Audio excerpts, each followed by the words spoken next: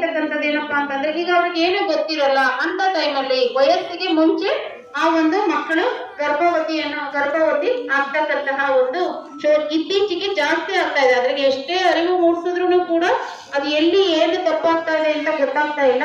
ಅದ್ರ ಬಗ್ಗೆ ಶಾಲೆಗಳಲ್ಲಾಗಿರ್ಬೋದು, ಮತ್ತೆ ಮಹಿಳಾ ಮೀಟಿಂಗ್ಗಳಲ್ಲಿ ಕೂಡ ಇದ್ರ ಬಗ್ಗೆ ಅರಿವು ಮೂಡಿಸಿದ್ರು ಕೂಡ ಅದ್ರ ಕಡೆ ತಂದೆ ತಾಯಿಗಳಾಗಿರ್ಬೋದು, ಶಿಕ್ಷಕರಾಗಿರ್ಬೋದು, ಈಗ ಎಲ್ಲದನ್ನು ನಾವು ಡಿಪಾರ್ಟ್ಮೆಂಟ್ ಮೇಲೆ ಹೇಳಲಿಕ್ಕೆ ಆಗಲ್ಲ.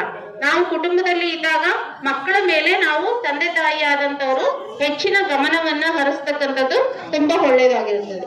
ಮತ್ತೆ ಈಗ ಬಾಲ್ಯ ವಿವಾಹ ಅಂತಂದ್ರೆ ಏನು? ಬಾಲ್ಯ ವಿವಾಹ ಅಂದ್ರೆ ಈಗ ವಯಸ್ಸಿಗೆ ಮುಂಚೆ ಮಕ್ಕಳಿಗೆ ಮದುವೆಯನ್ನ ಮಾಡ್ತಕ್ಕಂಥದ್ದು.